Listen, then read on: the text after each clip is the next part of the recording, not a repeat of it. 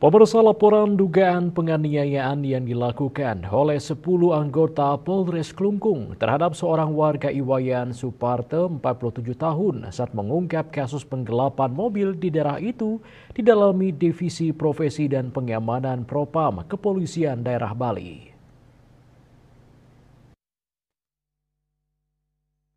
Kepala Bidang Hubungan Masyarakat Kepolisian Daerah Bali, Komisaris Besar Polisi Jansen Avitus Panjaitan di Denpasar mengatakan, apabila terbukti adanya dugaan penganiayaan dan tindak kekerasan yang dilakukan oleh 10 anggota tersebut tentu akan diproses sesuai aturan.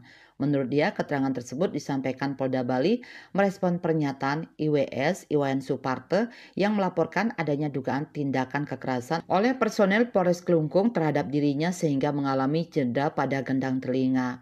Laporan IWS sendiri sudah diterima Polda Bali melalui LP garing B garing 403 garing 5 Romawi garing 2023 garing SPKT garing Polda Bali tanggal 29 Mei 2024 tentang dugaan terjadinya tindak pidana penganiayaan sebagaimana dimaksud dalam pasal 352 Kitab Undang-Undang Hukum Pidana.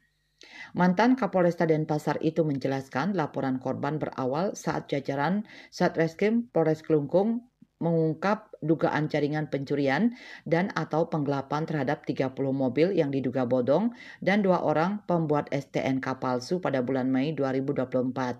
Dalam pengungkapan tersebut, IWS termasuk dalam kegiatan pendalaman tersebut dan ada 5 unit mobil yang juga ikut ditemukan dan diamankan dari rumah yang bersangkutan.